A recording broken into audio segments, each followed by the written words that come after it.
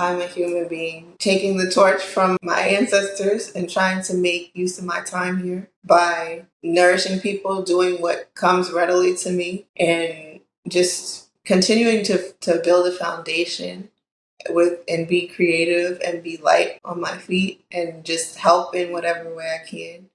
This episode is brought to you by FultonFishMarket.com, the most trusted name in seafood. FultonFishMarket.com is the e-commerce provider for New York's iconic Fulton Fish Market, the largest seafood market in the Western Hemisphere, trusted by top chefs for over 200 years. Fulton Fish Market provides a range of world-class seafood options. FultonFishMarket.com can help you serve a wide range of customers, whether you serve high-profile individuals or just strive for culinary excellence. They deliver directly to your doorstep in all 48 contiguous states, providing a comprehensive selection of the finest seafood, from wild fish to caviar and shellfish. When it comes to seafood, FultonFishMarket.com is our go-to destination and the name we trust. Let's celebrate those who support us and dive into this episode of the Private Chef podcast with a taste of excellence and freshness. Visit www.fultonfishmarket.com to get 15% off your first order. Use code PrivateChef at checkout.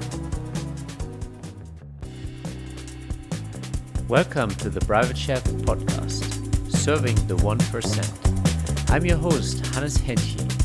And on our show, we speak to the best chefs, how they honed in on their skills to excel in the industry, and what it takes to work as a private chef for some of the most exclusive clients in the world.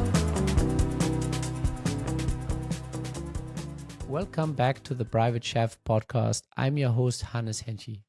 Today, we have the pleasure of being joined by Chef Shani Patterson, a seasoned private chef with over 15 years of expertise in culinary run. Chef Patterson specializes in creating delicious, tailored to various dietary needs, gluten-free, Glatt Kosher, vegan, and paleo dishes.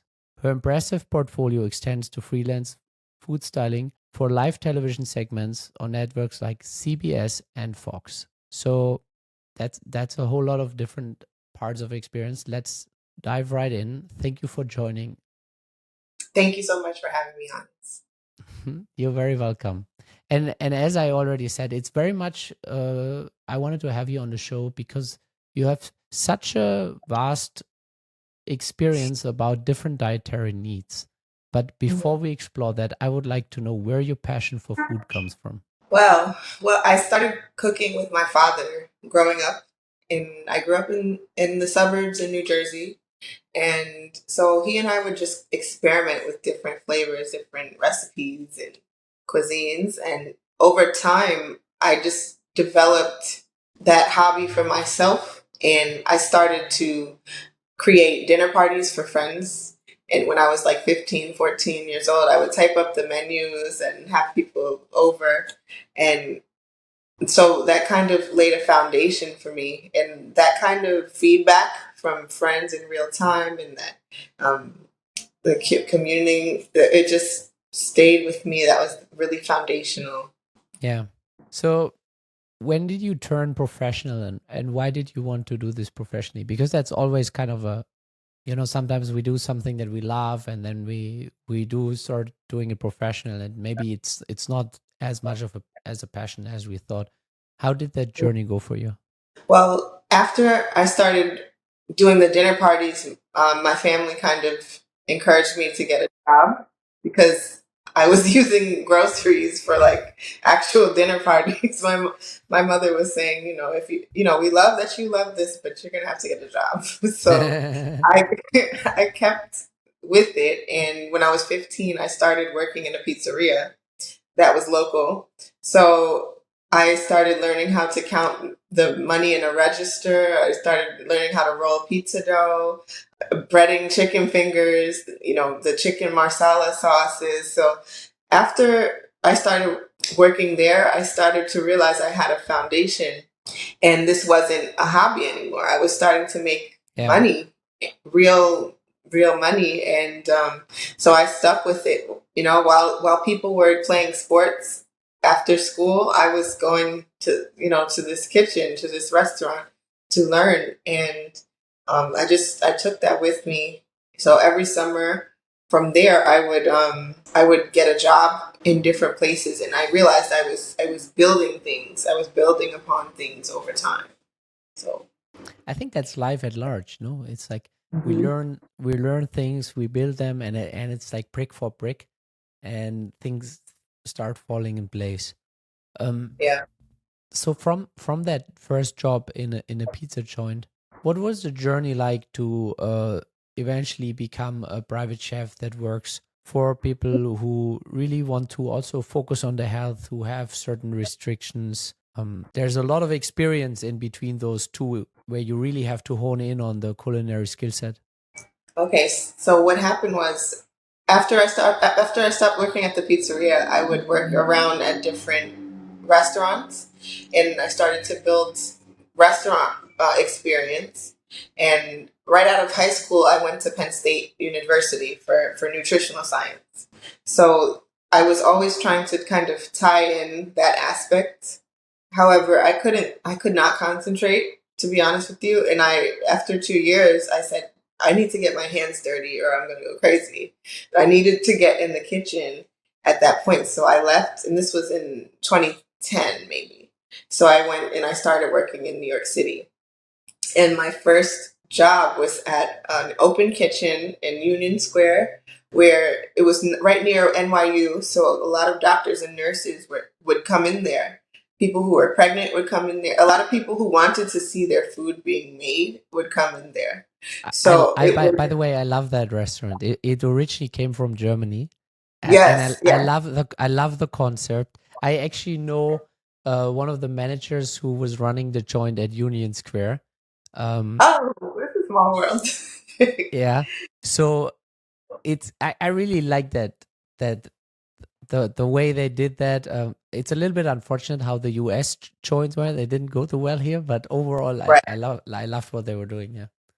Yes, exactly. And it was completely different. I learned a lot, and it just kept me conscious of the cleanliness and that part of the experience and fresh food. So after that, I started working in dietary work. Um, After that stint, and that wasn't very glamorous at all. It was a nursing home, Mm, but I was working with people who had renal failure. This was a kosher rehab facility and nursing home in New Jersey. So I was, I had to grow into that position, to say the least. That was something where I was cooking for 300 people a day on my own, like doing bulk and yeah. just learning about different ailments and people with diabetes and what they can and can't eat. Um, and the politics of it even. So I worked there for some time because I was saving money to go to culinary school. So I stayed there until I could save enough to go to CIA, where I graduated from. And from there, my goal, I had to just get focused. And I said, you know what, I want to be a private chef. I did some food styling right after culinary school, and I met someone on the set who was a private chef and who is a mentor of mine even now. And he kind of showed me the ropes. And long to answer your question, I ended up really just being mindful of what I'm putting on a plate for other people and just harmonizing with my environment and the earth, like not trying to source ingredients that are not in season. Just also just paying attention to what the client needs, because it doesn't sit right with me to give something to someone when it's not healthy. If it's something like that I know is not nourishing to them, because part of what I try to do is, yes, you want to leave someone with a good impression and experience, but also something that sat well in their body. So Mm, I just yeah. definitely, it's always something that I'm particular about. So I think that's so important because it's two completely different things. You can wow somebody with the way you present it and maybe adding certain ingredients will make the flavor profile sit better for the tongue at least, but it Mhm. doesn't necessarily mean that it is actually good for the body and the system and that it sits well with them. And I think it's an important distinction. And one, I think it's amazing that as a chef you're picking up on it. And on the other side, I think there is actually many clients who haven't intuitively understood that for themselves, where uh, actually only the people that I've seen facing real health threats or that went through major pain because they didn't pay attention to what the system was telling them.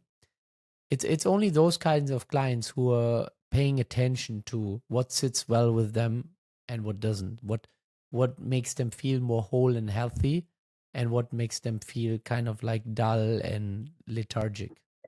Right. And I think I didn't really make the connection until, or I didn't do that part of the job well until I started to change my own diet. That's when the game really changed Yes, because I can I relate to that. was, yeah, I was like not, to be honest, I wasn't taking care of myself. I was doing everything in the name of this food thing Hmm. and trying to make sure that this dish is perfect at the expense of everything that involves me. And at a certain point, I had to get real about that, you know. And so once I started to focus on my daily routine, my habits, and I started eating and sourcing my own food better, then it connected with me, like how I can really translate this to a client. It had to come full circle first for me. Yeah. I can totally relate to that. It's amazing that once you hone in on something for yourself, and it also makes it so much more tangible for the client. Like if you sit with a new client and you can speak from the place of experience because you've changed your diet yourself, it makes a huge difference. Like I've spoken to families that maybe wanted to change their overall the way they eat, and they had world class chefs who from a culinary skill set were very very on point, but Right, right. they themselves haven't maybe explored what it means to change their diet in a more healthy way, in a way that maybe can allow them to take off their blood pressure medication or certain things.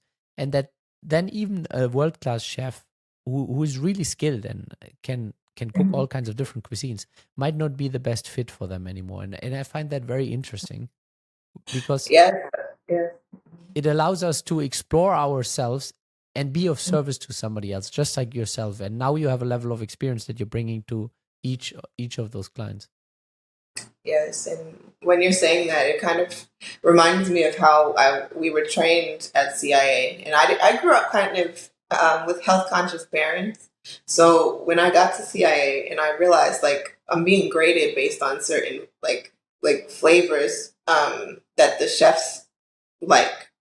So if I'm making a dish and they think I didn't put enough salt, then my actual grade goes down with the Hmm. tasting.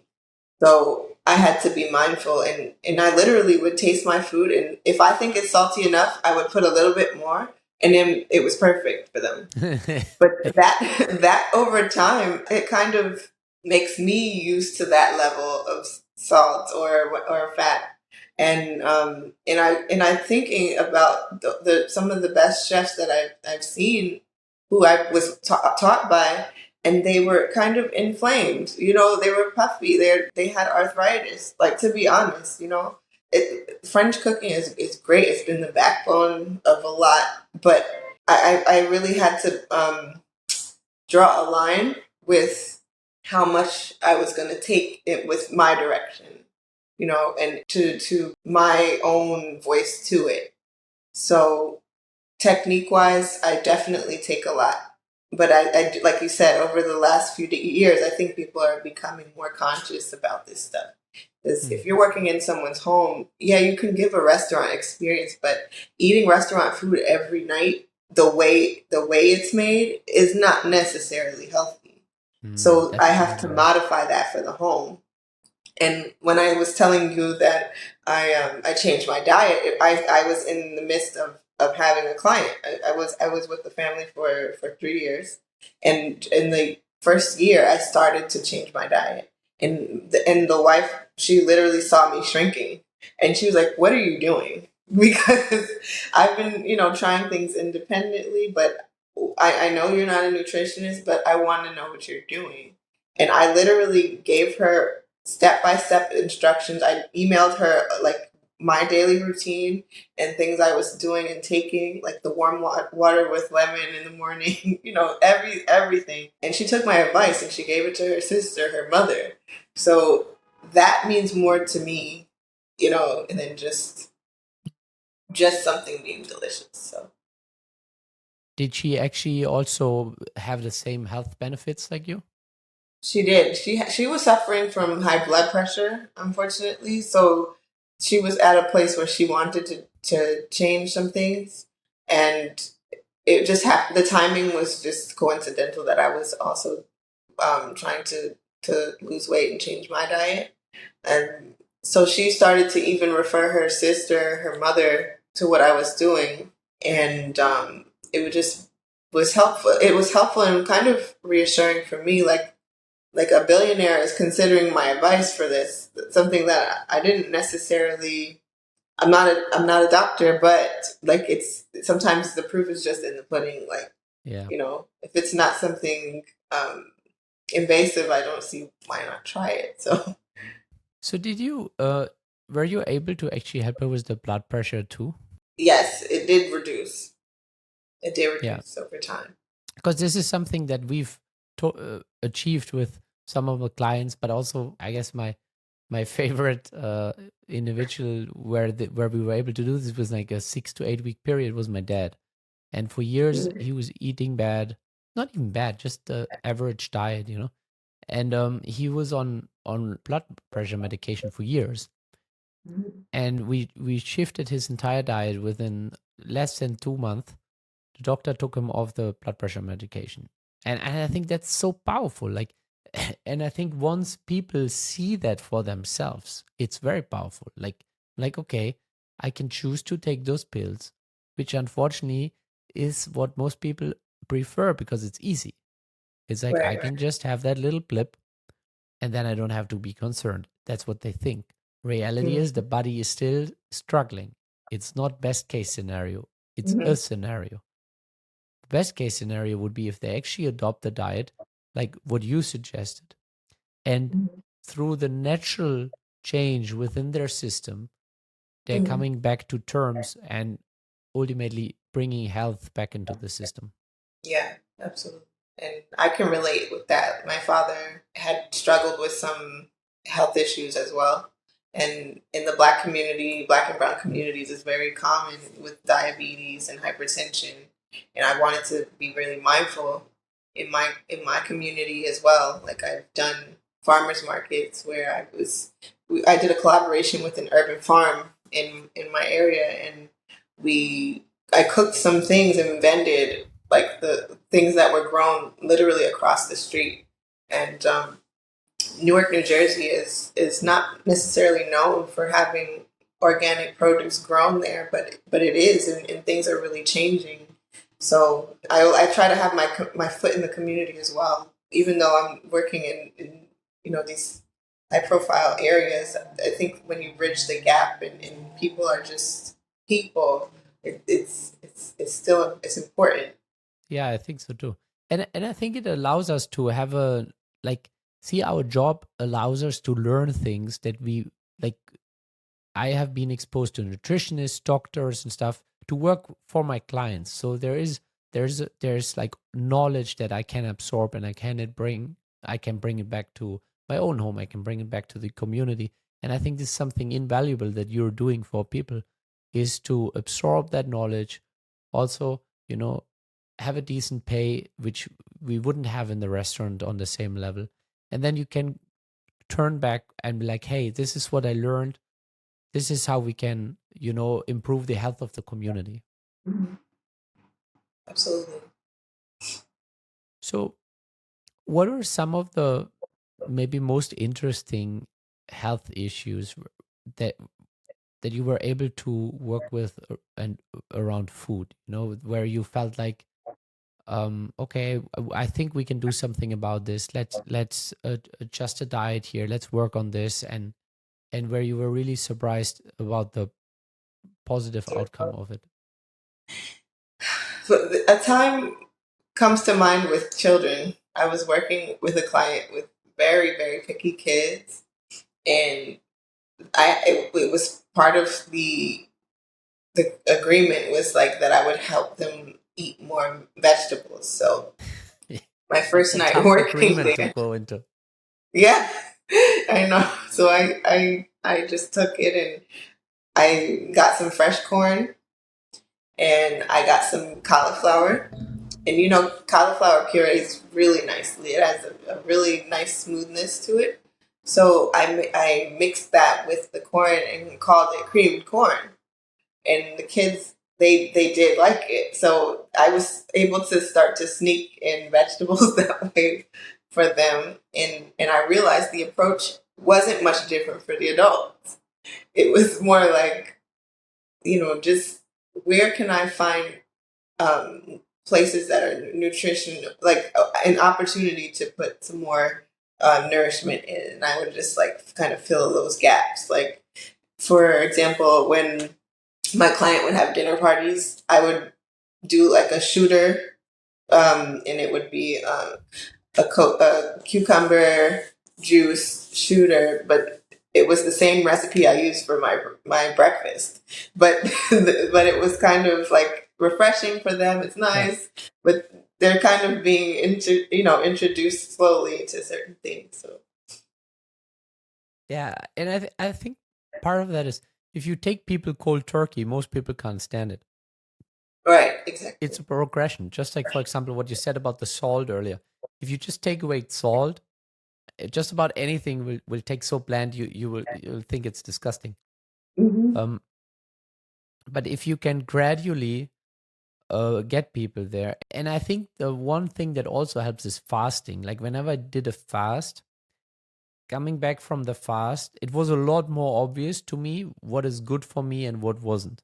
And like coming back from a fast, heavy food doesn't taste as great. It's usually like the fresh stuff that just like really crisp lettuce and stuff that feels like it just feels like this is what you're supposed to eat now. And Right, then exactly. if you have something really greasy or that it just you take it on your tongue and you're like, oh, like, and you actually have to get accustomed to it again till you eventually like think it's delicious. I find that insanely interesting how that it's such a psychological journey, and you kind of you can train yourself almost into anything like on a Right. long enough time horizon. You can make lettuce your favorite meal, and that's at least how it went for me, where I'm like, I'm very happy just chipping away on bell peppers and lettuce, and it makes me feel a lot better than eating a bag of chips. Exactly. Especially with cooking. I when I've fasted, I think I focus better. I think my food tastes better when I've been on fasts and worked because my mind is focusing on the execution. I'm not like trying to think about my meal later or something like that. I'm just really in a focus, and my energy is there because have you eaten like something with a lot of carbs and then gone to work? Don't you feel like weighed down Yeah. and things like that? So I try to really be mindful as a chef too, like of what I'm eating, so that I can have a better product, so I can have a better product, and I don't need coffee or this and that in between my shift, and you know. I just, as you said it, I just had a little theory about carbs. Mm. So sometimes people don't like it when their mind amplifies, when there is a certain, like most people don't sit well with their own mind. If you tell them to sit just on a chair for 30 minutes, they will go on look on their phone, they'll try to do something. They don't sit well with their own mind. And I think why carbs are such a comfort food is because it actually makes you lethargic, and it draws so much energy into the digestive system that Mhm. you lose some mental capacity in that very moment, and you're a little bit less sensitive, and your mental activity is actually a little bit slower. Like people that eat big lunches don't do a great job at in the corporate world. If you're sitting at an office, you get very lethargic for like the first 2 hours. There's like a real crash there. But I think to some degree people appreciate that. That's why we eat carbs, because that crash takes away some of whatever is going on in people's head. Hmm, that's true. When you put it like that, that's true. I can resonate with that, to be honest. Like when I wasn't eating so well, when I've been in a restaurant job where I wasn't eating so well right before the pandemic, and I had a breakdown. I'm not gonna lie to you. I was not my best, and I just got to a point where gradually my, like, even what I usually was able to produce was not happening. What I used to be able to do in my sleep, I was not able to execute. And increasingly, I just said, I gotta stop. And then the pandemic happened, and it was kind of good timing to just let everything crumble, Yeah. just start fresh. So, But I think that's also where people have to slowly navigate their diet. And I just watched a documentary about the food relationship to depression, and how easy it is to almost eat yourself into depression because of certain biomarkers change, especially the B vitamins. They kind of get lower, not so much the B12 because you have a long storage period, but they kind of phase lower on your biomarkers, and that overall leads to a different overall mental role play, so to say, and it leads to a food depression. And it's really interesting how the gut relates to that and the other way around. And I think that's what a lot of people are not necessarily aware of, that how feeling great can actually be. And I think again, fasting is a window into that allows us to, once we get over that initial food deprivation that we might have the first couple times fasting, and you yeah. actually sit with it, and you have that clarity that you spoke about, Mhm. and then there is a window to see what feeling good could be. and Right. and for myself, I can say what I thought 10 years ago is feeling good and what feeling good now is two very different things. Sorry for the interruption, but we gotta share the news with you.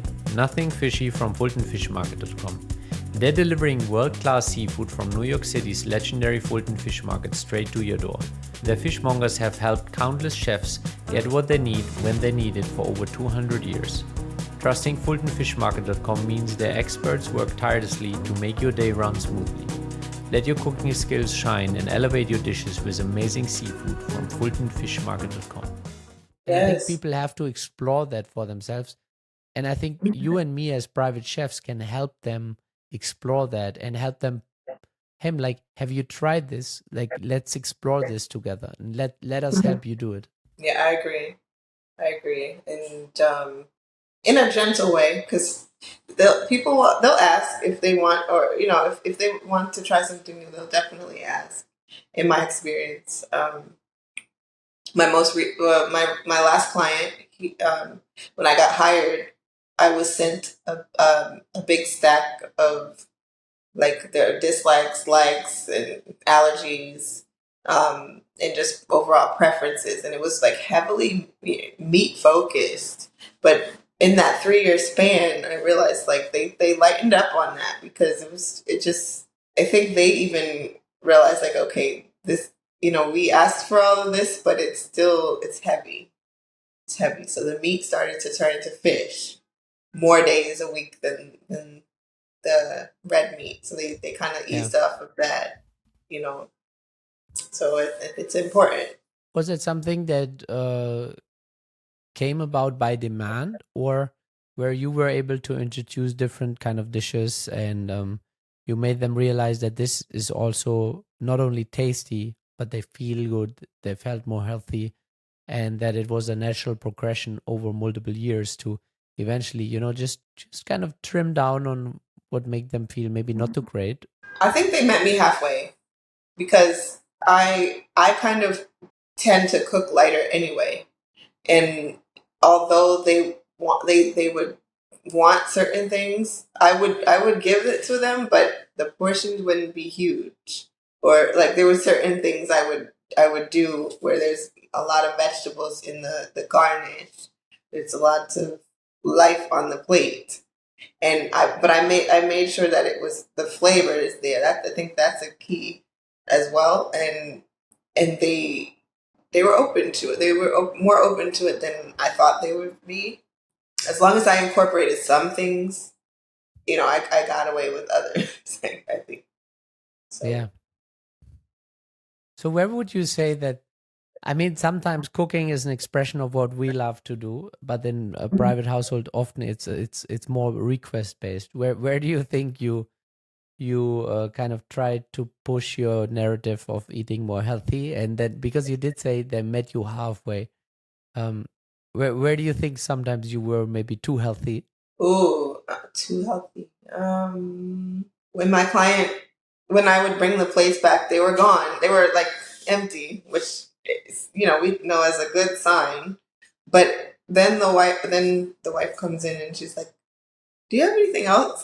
and I kind of felt bad. I was like, "Okay, all right, now if they're like literally hungry still, I gotta find the balance with them." Yeah, And I really did like my relationship with them because the feedback was always in real time, and that's just kind of how they were, those kind of people, and I appreciated the instant communication.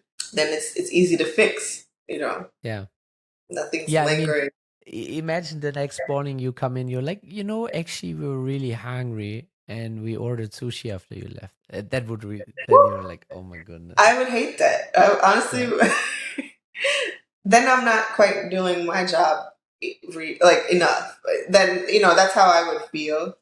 But there was a point where I just stopped eating meat completely, yeah, and so they still were not. They're not vegan, but I was making these things, and I would taste the sauce, of course, to make sure it was right. But I was not eating these things, and it did kind of create a disconnect between my client and I, and subconsciously, I don't know if that was like where things started to kind of fizzle in a way, like because we're on great terms. Don't get me wrong, but like there was a point where I think it wasn't the fit anymore, hmm, and I don't know if it was.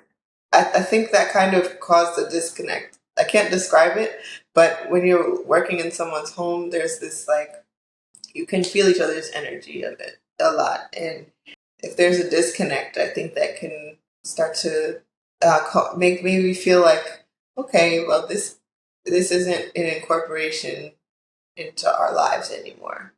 Maybe. hmm. I can see that, like, especially if you go as far as starting to be vegan when you actually work for a family that initially was very meat heavy, then kind of accustomed to maybe more pescatarian, but still eating their red meats occasionally. I mean, obviously, you have the experience to prepare it, but it Hmm. comes from a different place. It comes more Exactly. from the professional hand than the heart. It's not, and I think that can, as much as we would all like to think that we are real professionals, and we can pull it off, and there's a difference between something that we're genuinely doing because we also explore it ourselves and we love to do it, and that's the way we would cook for ourselves, and simply cooking something out of the professional skill set. I think Yes. that can create a different overall kind of relationship with things, because otherwise you would explore certain restaurants, you would explore certain cookbooks, you would explore certain ingredients which you aren't anymore, and you're spending that time, effort, and energy somewhere else where they maybe think it's not the best use of your time, energy, or exploration. Exactly. Exactly. And I had to be real with that because it kind of felt like they were they were taking this journey and I was taking this one. And I can't believe it was because of like a small decision like that. But I also think maybe I overstayed in some ways too. Like knowing when it's, maybe not a fit anymore with a client, I had to get real about that and just say I need to do what's best where we're both, getting our needs met. Mm-hmm. And I don't think that's talked about a lot. So I appreciate your platform, because cooking in intimate spaces is a completely different experience. Yeah, I think what it reminds me of is like I've seen the music industry where an artist may be singing lyrics they didn't write, and it kind of was similar, and I felt the same way in a sense, you know. Mm. And it's so interesting when we're in a private household, we're completely by ourselves. There's like nobody we can uh there's no sounding board for what we're thinking, how we're feeling. Hmm. Sometimes we have agents and then we can go back to the agent like, hey, this is what the situation is like. Hmm. But that's really also part of why I like to create this small community, because where we can have these conversations and we're like, hey, oh, I've been there too. I can relate to that. This is how I dealt with it, or this is how I dealt with it and it didn't go well, and Hmm. I think part of what you just said about sometimes relationships and the dynamics change, and just if we make a decision, and you said it's a small decision, I actually think going plant-based for many people is a very big thing.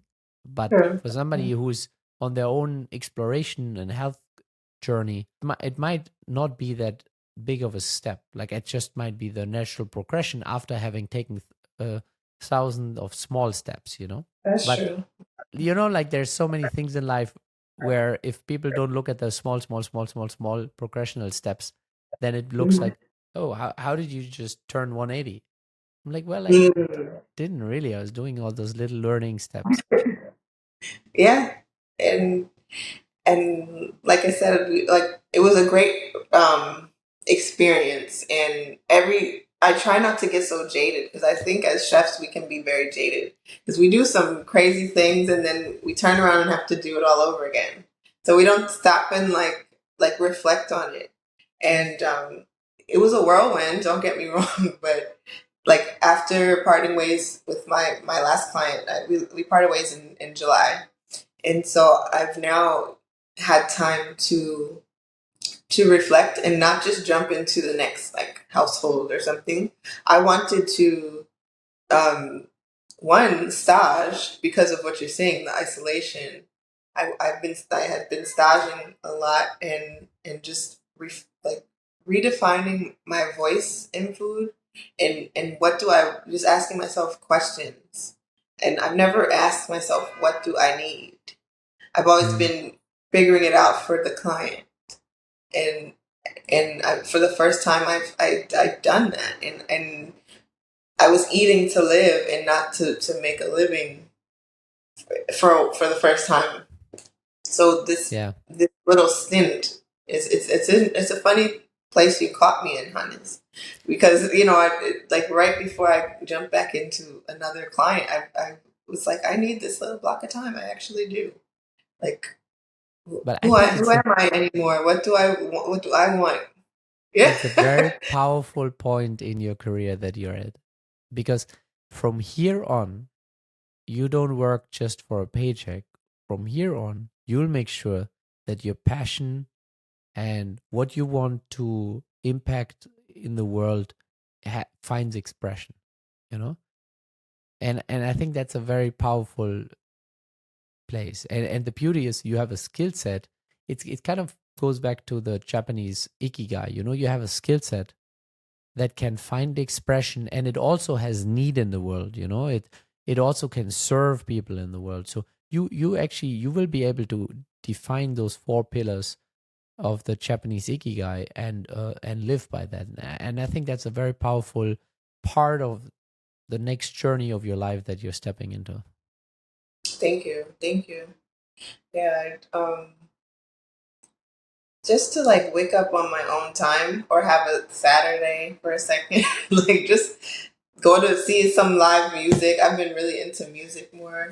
Um, I think the distance is good for a second, just for a second, just to touch base with things and um, read some books. Like some of my inspirations are not chefs. They're in other fields, like Cicely Tyson and just how she blazed the trail in her career.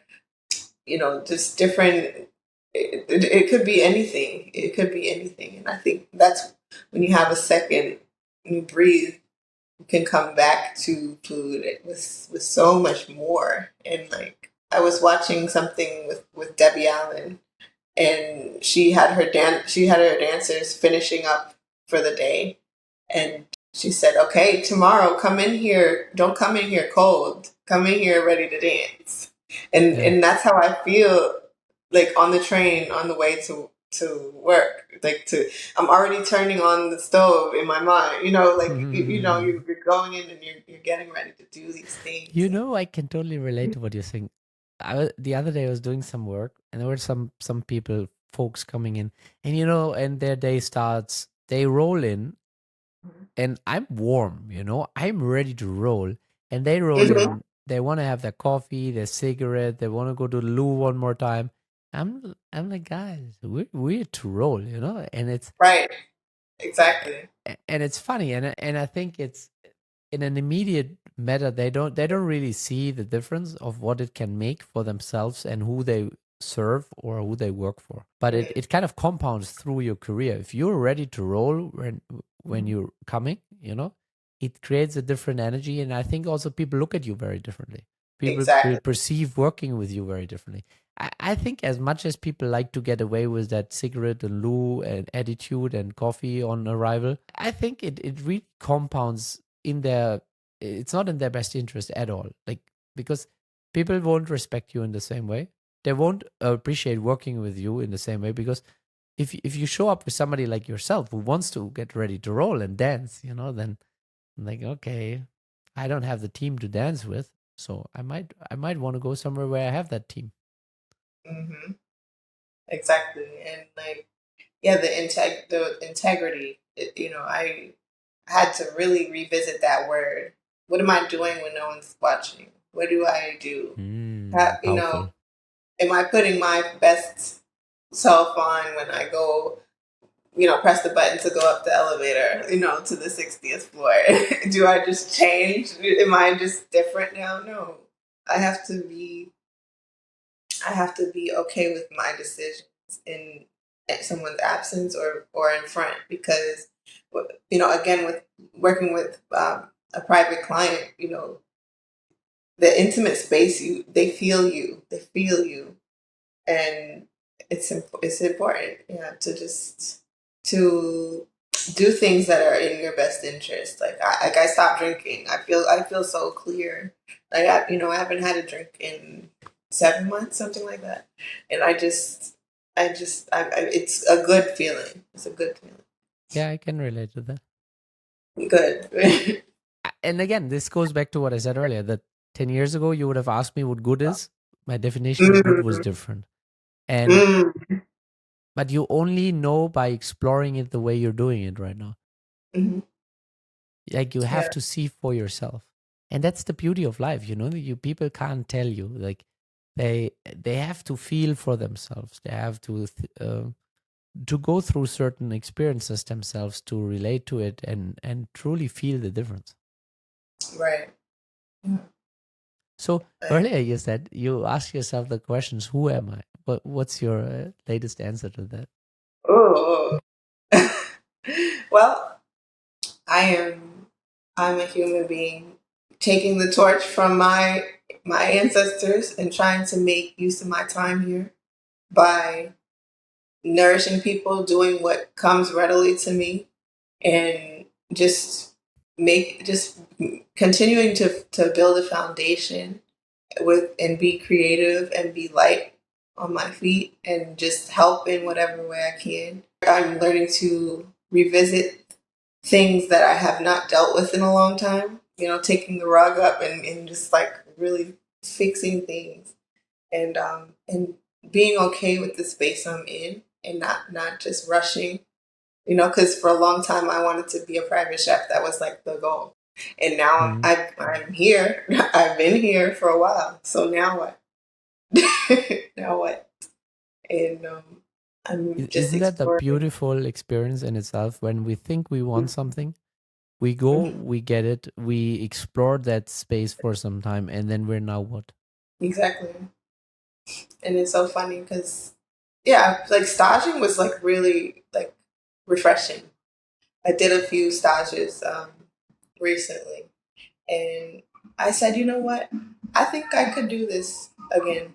And I don't know for how long, but I would like to do some restaurant work to just like shake up the stagnation, like any rust that's been on me. I think the restaurant has a really good has benefits to it, for a person, and I think that would be good to do for a while.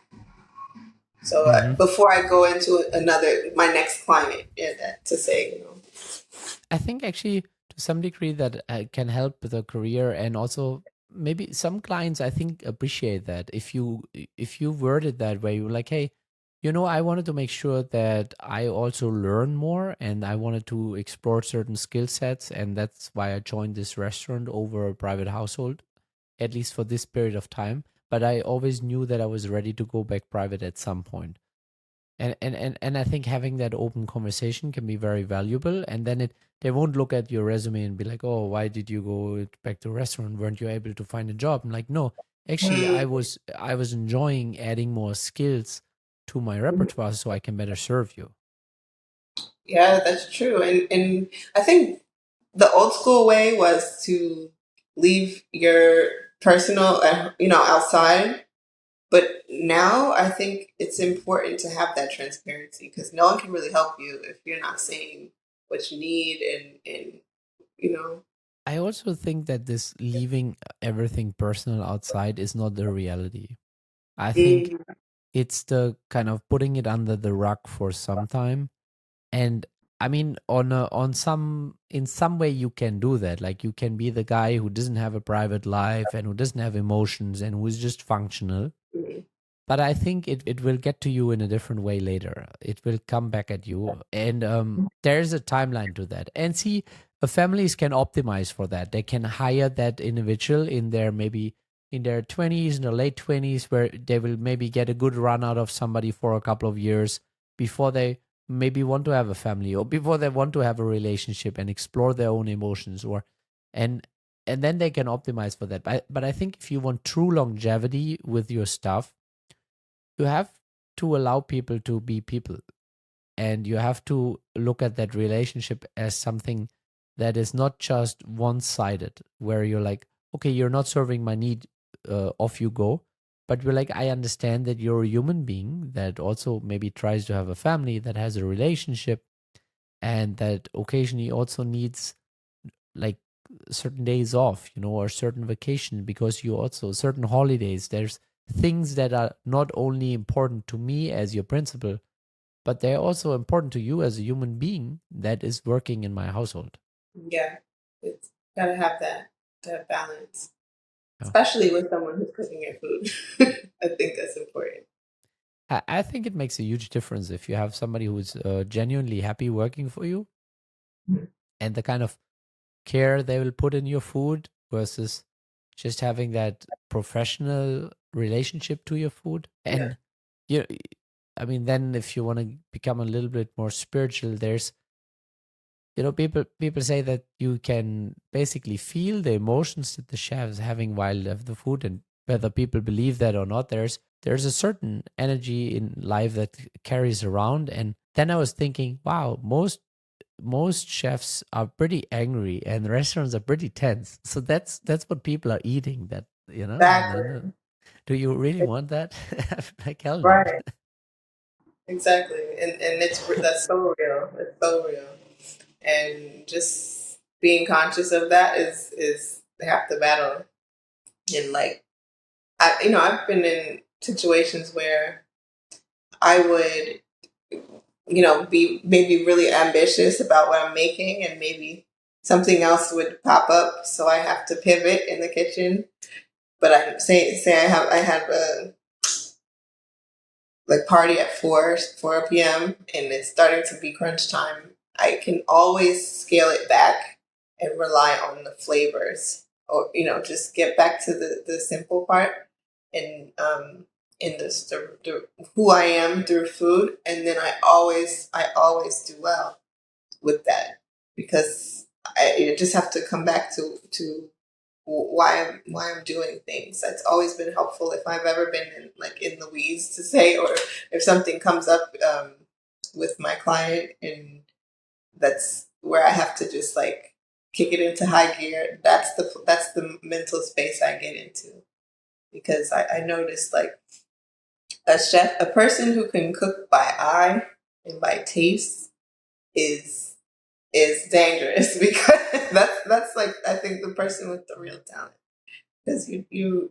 can always flow with what's going on and make it Yeah, work. I think it's true. Like if you, especially the flavor part, I've seen people pull together stuff that to me looked very like all over the place, but they're going by flavor and they're kind of having a vision for it and they're putting it together and they're putting a plate on the table where I'm like, where did this come from? Like, Mm. Hmm. and I think that's as I said. I mean, it's just it's a powerful. I don't even want to say skill set, but I guess skill, yeah, talent, a powerful space to cook from, I would say. Yeah, So, what's something that you would like to do for your community at this point? it's a project that I've had on hold for too long, to be honest, and I'm looking at my camera right now.